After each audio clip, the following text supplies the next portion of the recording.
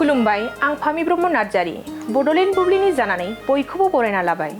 दिनै 15 डिसेम्बर 2023 नोंथांमोननो बड'लेण्ड बुब्लिया दिनैनि साना मानि थाखाय मिथिजायो एबा दिनैनि सानाव मा हाबाफारि फालिनाय जायो नोंथांमोननो फारि फारि बड'लेण्ड बुब्लिया फोरमायगोन। दिनैनि सानखौ हादोर गेजेरारि साहा सान एबा इन्टारनेशनेल टी डे महरै फालिनाय जायो।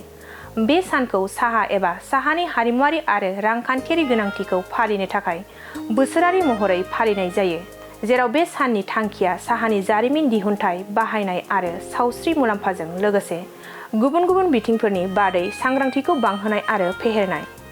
बोसोरफ्रोमबो 15 डिसेम्बराव साहा दिहुननाय हादरफोराव हादर गेजेरारि साहा सान फालिनाय जायो।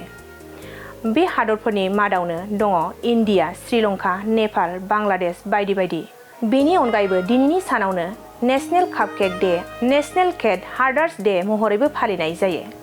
नोंथांमोननो बड'लेण्ड बुब्लिया दिनैनि सानाव मा हाबाफारिजों मिथिजायो आरो मा हाबाफारिखौ फालिनाय जायो फोरमायबाय। गोजोन्थों। सेरफांगुरि बाजार